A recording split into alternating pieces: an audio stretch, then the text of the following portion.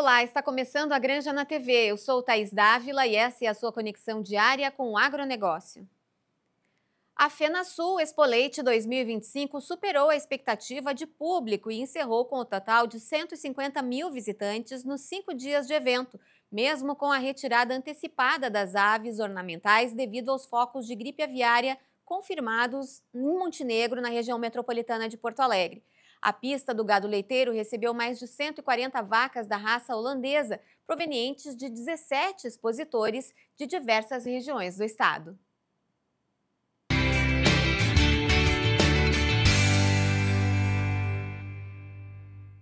O caso confirmado de gripe aviária em uma granja comercial de Montenegro resultou na suspensão de exportações e uma grande mudança na rotina da cidade e arredores.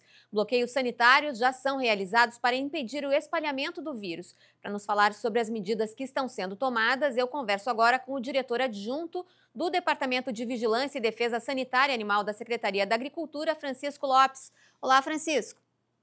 Olá, tudo bem, Thaís? Tudo bem? E Bom aí, falar com você. vocês aí em Montenegro, acompanhando bem de perto a situação, qual é o cenário que a gente encontra nessa segunda-feira por aí? Bom, o trabalho tem se intensificado bastante com um rendimento até acima da expectativa que nós tínhamos. Encerramos o dia de ontem com 50% de todas as granjas do raio de 10 quilômetros vistoriadas e agora, próximo ao meio-dia, já estamos aí com 335 propriedades vistoriadas. Isso dá mais de 60% do total do serviço, né? E agora também estamos trabalhando com 6 barreiras sanitárias de desinfecção no raio dos 13 e dos 10 quilômetros.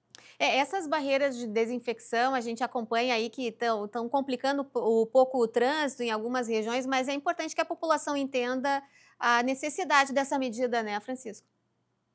Exatamente, claro, ela acaba trancando um pouco a passagem, né, principalmente na BR-386, que é de maior fluxo, né?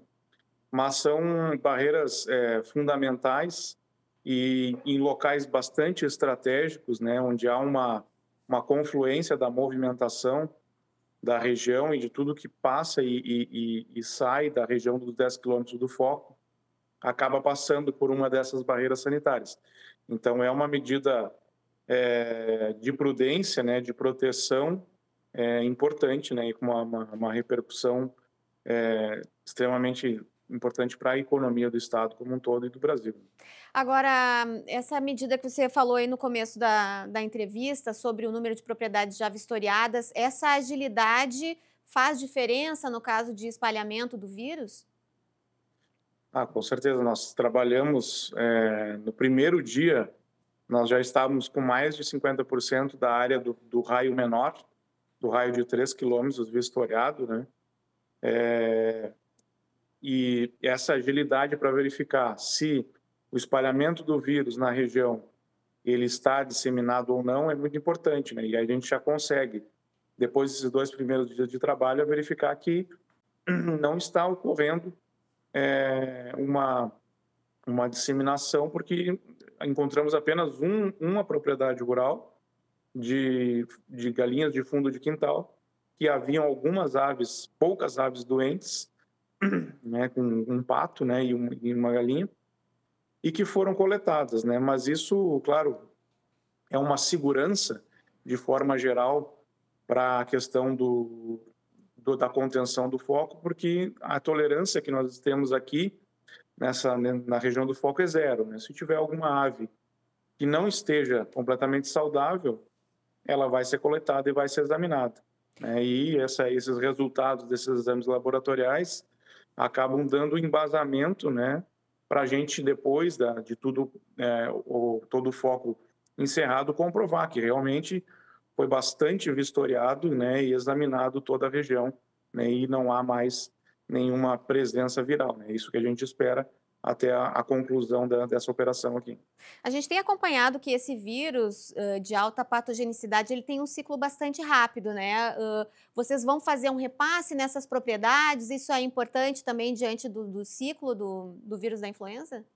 Exatamente. O vírus da influenza ele tem um período de incubação de até 14 dias, ou seja, a ave infectada ela pode em até 14 dias já apresentar os sintomas. Então nós temos no plano de contingência, que é federal para todo o país, uma padronização em que as propriedades rurais no raio de 3 quilômetros elas são vistoriadas e depois elas são revistoriadas a cada 3 dias. E no raio entre 3 e 10 quilômetros, essas revistorias são feitas a cada 7 dias. Né? E isso aí vai permanecer até que encerre os 2 períodos de incubação. Né? O período de incubação normal é 14 dias, 2 períodos de incubação, então 28 dias, a gente deve permanecer e continuar realizando essas vigilâncias na região. É um preciosismo esses 2 ciclos de incubação, Francisco. Exatamente, é uma garantia de segurança máxima, né? Um ciclo de 14 dias já seria uma amostra extremamente importante, né, da presença ou não do vírus, mas a gente tem um protocolo de segurança para fazer essa vistoria com o dobro do tempo. Bom, Francisco, vocês aí da Secretaria da Agricultura tiveram um caso da doença de Newcastle em Antagorda no ano passado, que trouxe uma experiência aí para trabalhar com essa agilidade. Os cuidados em relação ao que se teve no ano passado e os procedimentos são os mesmos, apesar dos protocolos, né? Vocês já têm aí uma escola a mais nesse caso da influenza? Sim, então essa experiência, né, em Newcastle no ano passado nos deu uma base muito grande de atuação, né? Apesar de que nós já tínhamos tido casos de influenza em aves silvestres e trabalhamos também de forma muito intensa na contenção dos focos na área silvestre, não havia necessidades, como por exemplo a implantação de barreiras e nem essa questão das revistorias. E isso em Newcastle foi exatamente o mesmo procedimento. Nós pudemos verificar aqui, no caso aqui de Montenegro, que a dinâmica e a necessidade, o pessoal já está sabendo, todo mundo já sabe o que tem que fazer, as equipes de barreira, a gestão de barreira, a gestão de foco, a gestão de vigilância, é muito mais azeitado, né? Então, à medida que a gente pode ver que nos 2 primeiros dias nós conseguimos fazer a vigilância em 300 propriedades rurais, né? Nossa expectativa é que até quarta-feira a gente tenha concluído basicamente 100% disso, que é muito mais rápido do que nós estávamos prevendo de fazer num período de 7 dias, né? Queria que você contasse um pouquinho como é que é a rotina de vocês aí, a dinâmica. São 70 servidores da Secretaria da Agricultura, mais pessoal do Ministério e da Prefeitura, é isso? Tem apoio também da Polícia, do Exército? Conta um pouquinho como é que está o dia a dia na sala de situação. Nós trabalhamos aqui com em torno de 70 servidores da Secretaria da Agricultura. Nos acompanham aqui 2 servidores do Ministério da Agricultura e o pessoal da Prefeitura dá um apoio logístico muito grande. A Prefeitura foi um apoio muito forte em entrega de, por exemplo, banheiro químico para as barreiras, água de caminhão-pipa nos locais que não tem fonte, inclusive água para o pessoal. Toda essa logística foi extremamente válida, né? Aqui em Montenegro tem toda uma preparação também da Defesa Civil, da Prefeitura, em função das enchentes, né? Um local que rotineiramente ocorre enchente, então eles estão muito acostumados nessas ações em crise, né? E nos ajudaram muito. E nós estamos trabalhando num apoio de segurança com o Batalhão Ambiental, né? Com a Patran, da Brigada Militar, também atuando em todas as nossas barreiras e nas barreiras da BR-386, além da Patran dando a segurança, está um apoio da PRF na parte de sinalização e indicação de segurança da via. O que a gente pode ver de fora, Francisco, até admirada aí com o trabalho de vocês, é uma serenidade na condução dos trabalhos, porque a gente viu, por exemplo, na época das enchentes, havia uma loucura, as pessoas se batendo, ninguém sabia o que fazer. Aí, com o trabalho de vocês, a gente está entendendo, e pelo que chega aí das imagens e dos depoimentos, é que tudo está acontecendo de uma forma muito ordenada, né? O que vocês utilizam, alguma tecnologia, de que forma vocês estão se organizando para trabalhar nessa modalidade aí? Perfeito. Então, a gente tem, né, um padrão que é o plano de contingência federal para cumprir. Então, a gente tem os regramentos. E aqui no Rio Grande do Sul, a gente utiliza uma plataforma tecnológica que é a Plataforma de Defesa Sanitária Animal, que é desenvolvida pela Universidade Federal de Santa Maria, com patrocínio do Fundesa, do Fundo de Defesa Sanitária Animal privado aqui do estado. Essa plataforma ela nos facilita toda a parte de geoanálise do foco. A gente então traça os raios na propriedade do foco, cruza com as propriedades cadastradas no Serviço Veterinário Oficial, determina os polígonos de atuação de cada equipe, né, aonde que essa equipe tem que ir, né? Nós estamos trabalhando com 70 pessoas, a maior parte, logicamente, é de fora do município, não conhece a região, e todo mundo recebe no seu celular ou no seu tablet a informação aonde que estão as propriedades, qual é o caminho a ser feito, chegando na propriedade ao preenchimento de um formulário padrão. No momento que o colega preencheu esse formulário, né, e fez a atualização, quando tiver um sinal de internet, atualiza o dado, aqui no QG de gestão a gente já fica sabendo toda a informação. Isso dá uma base muito importante de levantamento de dados, né, e compilação desses dados, para ter informação de que estamos trabalhando de forma adequada, né? Estamos dentro do prazo. Não precisamos de mais pessoal, ou então precisamos de mais pessoal. Sim. Isso dá uma facilidade muito grande para a atuação.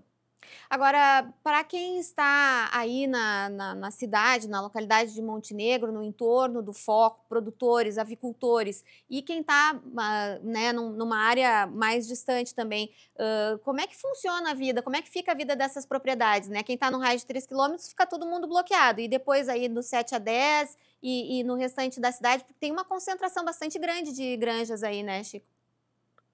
Na verdade, no raio de 10 quilômetros da onde foi o foco, nós só temos duas granjas comerciais, que são uma recria e um compartimento de comercial. Né? Então, a maior parte das propriedades, das 540, são produtores ou que têm outras espécies, bovinos, equinos, suínos, ou que têm apenas aves de fundo de quintal.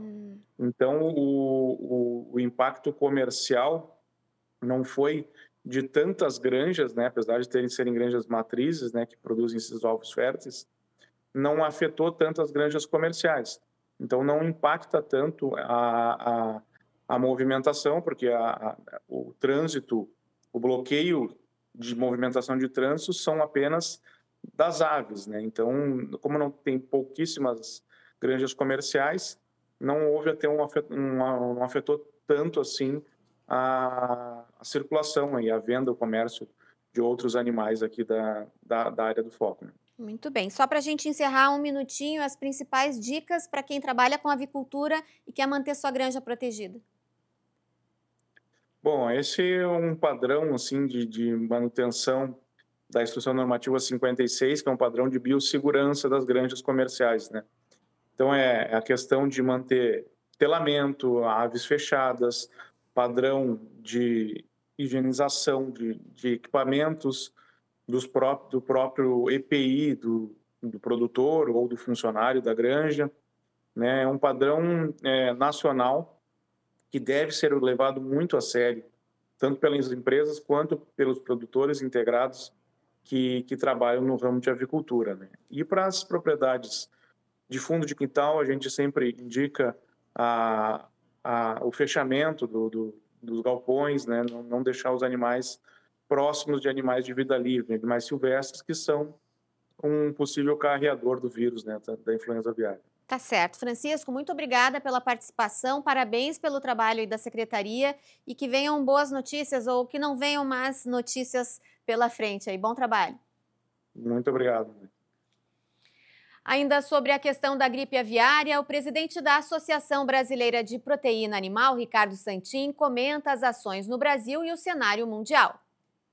Já decorridos mais de 3 dias da detecção de influenza aviária em uma granja de reprodução no município de Montenegro, no Rio Grande do Sul, várias foram as medidas tomadas e o governo federal, junto com a Secretaria da Agricultura, o capitaneado pelo ministro Carlos Fávaro, o secretário Goulart, secretário Alain, secretário Luiz Rua e o secretário de Estado Brum e suas equipes, já deram controle total desse episódio. Já foram detectados, feitos os raios de 3 quilômetros de contenção, de 10 quilômetros de vigilância, as barreiras sanitárias e o rastreamento e eliminação de todos os produtos que saíram dessa granja. Também foi feito o abate sanitário das aves que não haviam perecido, ou seja, já foi desinfectada a granja e está no processo de testes para depois da sua retomada. Isso deve acontecer rapidamente, frente ao que se tem notícia. É importante lembrar que o Brasil é o maior exportador mundial de carne de frango e vinha se preparando há muitos anos para enfrentar esse desafio. Ela chegou pela primeira vez, mas é algo que é muito comum no mundo. O mundo inteiro convive. Estados Unidos já abateu mais de 150 milhões de aves. A Europa, nesse instante, tem um surto imenso na Polônia, que é o seu maior produtor. Não é diferente no Japão, na China. A influenza está lá e as pessoas estão convivendo. Por quê? Porque essa é uma doença das aves e não uma doença que se transmite para as pessoas. Não se transmite pelo consumo de frango, nem tampouco pelo consumo de ovos. Aliás, o grande risco que tem dessa doença é que ela mate as aves e falte comida porque as aves pereceram por doença. Por isso cuidamos tanto. Cuidamos das aves e das pessoas. É importante lembrar. Pode comer tranquilamente frango, pode comer tranquilamente ovo, não há nenhum risco para as pessoas no consumo dessa carne. Aliás, o mundo inteiro consome mais de 100 milhões de toneladas de frango em todos os países do mundo e muitos deles, a grande maioria, convive com essa doença porque sabe segregar para proteger os plantéis e também os trabalhadores que estão lá. A Granja na TV faz um rápido intervalo, em seguidinha a gente volta com outras informações. Até já!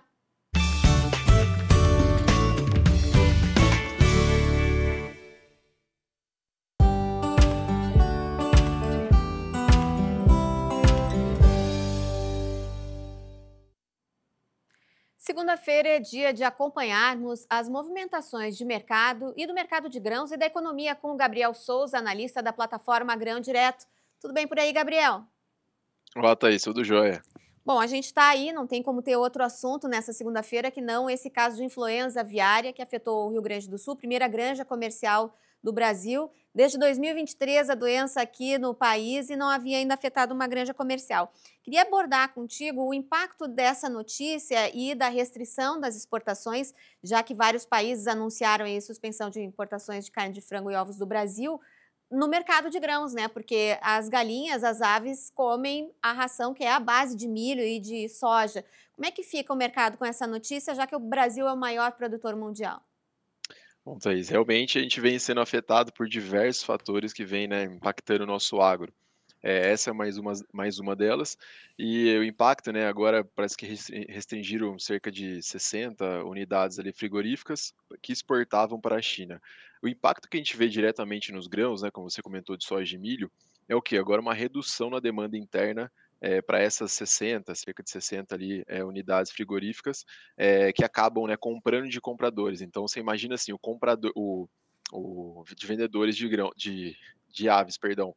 Então você imagina esses produtores de aves. Então eles vão ter que reduzir, de certa forma, o seu consumo ali de grãos, né, para poder fazer essa ração.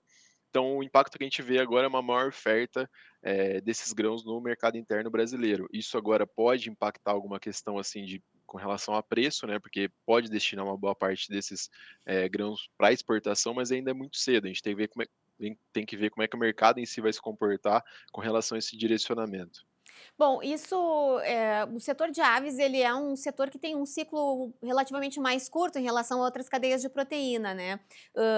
Essa situação, o Ministério da Agricultura diz que espera uma solução, uma retomada, pelo menos em alguns mercados, em torno de 60 dias, sendo otimista antes nesse prazo, né? Porque a resolução dos focos tem sido rápida aqui no Brasil, a exemplo do que aconteceu com o Newcastle.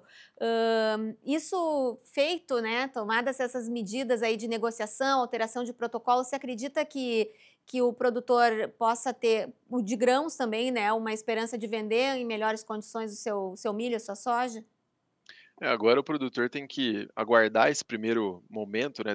Pode trazer uma certa volatilidade nos preços. Por enquanto, né? Pelo que a gente está observando aqui, está uma certa estabilidade, não tem nada definido com relação a isso.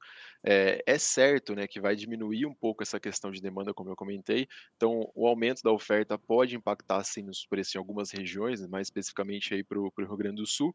E agora basta esperar um direcionamento se terá a oportunidade de talvez segurar e depois, né, voltar a ter um ritmo mais normalizado, porque de certa forma a demanda, né, por frango pode voltar agora também, a oferta de frango, né, de aves no geral, pode voltar para o mercado interno brasileiro, isso pode causar esse impacto nos preços também, então pode trazer esse balanço aí para o mercado de grãos. Então, assim, ainda é cedo para definir alguma coisa, a China pode retomar novamente as compras, então a gente tem que aguardar.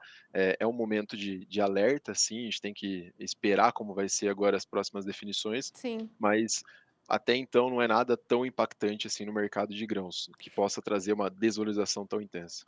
E outra questão, né, Gabriel? O Brasil tem um dos preços mais competitivos do mundo em carne de frango. Vai ser difícil para os países segurarem tanto tempo sem comprar do Brasil. Exatamente. Com relação à exportação, a carne brasileira de aves é a mais barata do mundo. Então, até onde eles vão conseguir, né, restringir esse mercado brasileiro? Então, assim, eles podem direcionar suas compras para outro país, que vão ter, né, de certa forma, a valorização dos seus produtos, porém, a brasileira é mais competitiva. Então, a gente sabe, né, o consumo de ave em si, né, ele não vai impactar, não vai transmitir para o humano, mas fica esse respaldo aí dos principalmente agora da Ásia e Europa, né. Então a gente tem que aguardar, ver uma decisão específica e possivelmente vão retomar as compras do Brasil numa normalidade até num curto prazo. Agora, fora essa questão sanitária, como é que tá a semana aí? Como é que vai ser projeto? Algum anúncio de número importante que possa mexer com os preços aí de soja e milho, Gabriel? Bom, essa semana a gente observou, né, o início dessa semana com uma certa estabilidade nos preços, bem como que estava sendo comercializado em quinta e sexta-feira da semana anterior. Isso é positivo de certa forma para o mercado, está aparecendo boas oportunidades de negócio. A gente pode ver agora um ritmo um pouco mais intenso, né, devido a esse estreitamento, até agora essa questão de, né, que acaba casando muito com a informação aí do Rio Grande do Sul, dessa questão da gripe aviária. Com relação a armazenamento de grãos, o Brasil tem esse déficit de armazenamento, isso pode acabar estreitando ainda mais cedo agora com essa questão de que os grãos vão ficar sem uma demanda um pouco mais intensa, até na parte agora interna do Brasil. Isso pode sim pressionar os preços em alguns momentos, porém pode fomentar algumas exportações, isso pode trazer no final das contas uma estabilidade, né? É um momento mais conturbado, mas se ocorrer uma certa estabilidade de preço, é positivo nesse momento que a gente está vivendo. Para a gente encerrar, Gabriel, como é que está a movimentação de exportações de grãos também, né, aqui do produtor brasileiro? Bom, agora a gente parece que retomou um fluxo um pouco mais intenso, Hum, né, então a gente está basicamente batendo recordes de exportação.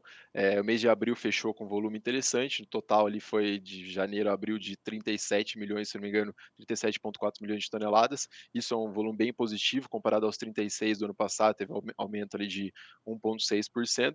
Isso é muito bom, né, a gente viu que começamos um pouco atrasados, né, janeiro, fevereiro, depois o ritmo veio, um pouco mais intenso e a gente está bem posicionado. Agora para maio tem a expectativa de um volume bem alto também a ser exportado, então a gente vê que teve um certo deslocamento, comportamento de exportação do Brasil, parece que está mudando um pouco, né, então a gente deixou a desejar ali no comecinho do ano e agora a gente está num fluxo bem interessante. Isso é muito bom para manter essa estabilidade de preço. que bom, então. Bom, vamos esperar boas notícias aí para o agronegócio brasileiro, especialmente do Rio Grande do Sul, né, Gabriel? A gente está aqui numa torcida que só vem Exatamente. paulada aqui para nós. É uma bordoada atrás da outra, mas a gente está se fortalecendo, a gente vê a importância, né, dessa base É nossa verdade. econômica, e o agro é muito forte, a gente vai superar mais essa. Amém. Obrigada, Gabriel. Até semana que vem. Valeu, pessoal, até semana que vem.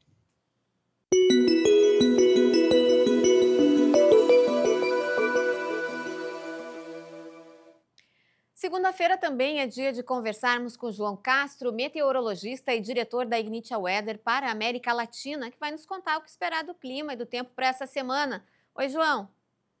Olá, Thaís, tudo bem? O final de semana foi de chuva no Rio Grande do Sul, especialmente lá na campanha e também lá na fronteira oeste. Volumes importantes de precipitação foram observados aí, Santa-feira do Palmar, 14 milímetros no domingo, lá na região de Uruguaiana, Alegrete, chuvas acima de 20 milímetros, volumes de chuva muito importantes. e também no Uruguai e na Argentina. Inclusive foi notícia, né, ontem e hoje, volumes de precipitação bastante extremos observados lá na província de Buenos Aires. Foram precipitações em algumas localidades acima de 200 milímetros. E tudo isso, Thaís, está associado a um grande sistema meteorológico que acabou atuando. Então, ali no Cone Sul, vamos chamar assim, né? Atingiu ali Rio Grande do Sul, Uruguai e também ali a Argentina. O que aconteceu, tá? Um grande sistema frontal no oceano que acabou ficando parado por conta da presença de uma alta pressão aqui no litoral, na costa do Brasil, né? E também aquele velho e conhecido fluxo de umidade que eu tenho falado, né, bastante tempo, né? Aquele vento norte persistente que traz bastante calor e bastante umidade vindo ali do Paraguai, norte da Argentina. Todos esses ingredientes, aí, pelo menos 3 ingredientes atuando juntos, acabaram resultando aí nas precipitações bastante elevadas, principalmente na Argentina, mas também causou algumas chuvas ali no Rio Grande do Sul, especialmente no domingo. Nessa segunda-feira também temos chuvas sendo causadas pelo mesmo sistema, já choveu bastante lá na campanha, mas o que a gente tem de importante, tá? Esse sistema finalmente vai conseguir se deslocar e atingir o norte, noroeste do estado, região metropolitana, ao longo dos próximos 2 dias. Então, o que a gente espera? Pelo menos aí até terça, um pouquinho na quarta-feira, ainda a ocorrência de volumes de chuva que não devem ser tão elevados. As estimativas apontam em volumes na faixa de 20 milímetros, que é um volume de chuva aí interessante, tá? Duro é quando tem aqueles volumes extremos, né? 70, 80, 100 milímetros, aí sim podem causar danos. No caso desses volumes de 20, são volumes de chuva aí que a gente pode considerar interessantes. Um ponto importante, Thaís, à medida que esse sistema finalmente consegue avançar e se deslocar, aí ele vem trazendo atrás dele, né, o ar frio. Então a gente deve ter aí uma mudança muito importante nas temperaturas, um declínio aí, tá, que pode ser observado, especialmente depois de terça-feira, quarta, na quinta, tá? As mínimas devem chegar em torno de 6 graus ali na região da Campanha, Bagé, por aí, Alegrete também. E na Serra também volumes reduzidos. Também não chega nada a temperaturas negativas, pelo menos que a gente está enxergando agora nos modelos, né? Mas são temperaturas ali entre 5 e 10 graus, de uma forma geral, no estado inteiro, aí nas primeiras horas da manhã. Ao longo do dia, essas temperaturas sobem, mas não sobem tanto. Está chamando a atenção aqui nos modelos, mostrando aí essa tendência de temperaturas máximas não ultrapassando os 20 graus. Isso aí vai se manter pelo menos até ali a quinta, quando começa a mudar novamente o tempo. Então a gente espera um novo sistema ingressando no estado ali a partir do Uruguai, ali entre sábado e domingo. Mas daí é aquela coisa, né, Thaís, que eu falo sempre para o pessoal, vamos ficar de olho na previsão, vamos ficar atento nas atualizações. Esses são os dados que a gente está trazendo hoje aqui para vocês, na segunda-feira. Então é importante ao longo da semana, né, o produtor rural que nos acompanha ficar sempre acompanhando as previsões. Tá certo, Thaís? Até mais. Valeu, João. Até a semana que vem. A Granja na TV de hoje fica por aqui. A gente volta amanhã com atualizações sobre o caso de influenza e outras informações para você. Até lá.